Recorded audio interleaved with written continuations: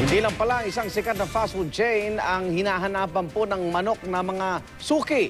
Sa ilang supermarket, kulang o wala nang ibinebenta ring manok. Wala naman daw shortage ayon sa Agriculture Department, pero bakit nagmamahal ito? Saksi si Julio Segovia. Huling kuha ko 140. Ngayon 160. Ngayon, ayaw nga no. Oh. Grabe pala. Hindi lang biglang sipa ng hanggang 30 pesos kada kilo ang presyo ngayon ng manok sa mga pamilihan sa Metro Manila. Nagkakaubusan pa sa grocery store na ito sa Quezon City. 6 na pirasong manok na lang ang nakadisplay sa freezer. Neighboring large chains, no, na supermarkets have none, zero, walang stock, no, as of this morning, no. So it's abnormally tight.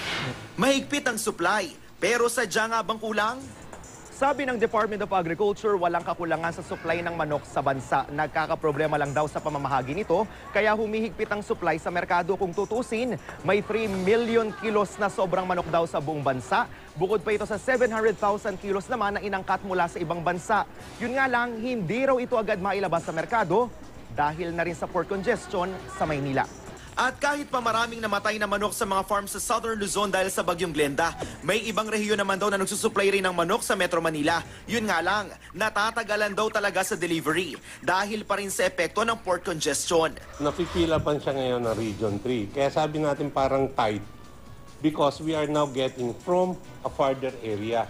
Di kapos. Kaya lang yung distribution hindi tama. Di rin naman daw tumaas ang farm gate price ng manok, sabi ng United Broiler Raisers Association o UBRA. Kaya tila chicken and egg question para sa UBRA kung paanong biglang nagmahal ang manok. Kung talaga may nakikitang posibleng pang-aabuso, i-invoke na yung Price Act at susugin na. Saan galing ba yung manok na yan na binibenta ng 160 at 170? Sabi ng Agriculture Department, baka sa Disyembre pa bumalik sa 120 pesos ang kada kilo ng manok. Pero panahon din yan ng mga handaan, kaya posibleng tumaas din ang demand. If your demand is high, definitely it will go up. Kaya sabi ko nga, the best way is to shift. Lagi, you shift to fish, to these things, and then it will settle down. Sa ngayon, ang mga consumer, tiis-tiis daw muna. Mahirap naman lagi nilang baboy. Kaya ako minsan napipilitan ka rin bumili ng manok. Kahit mahal. Kahit mahal. Ako si Julio Segovia, ang inyong saksi.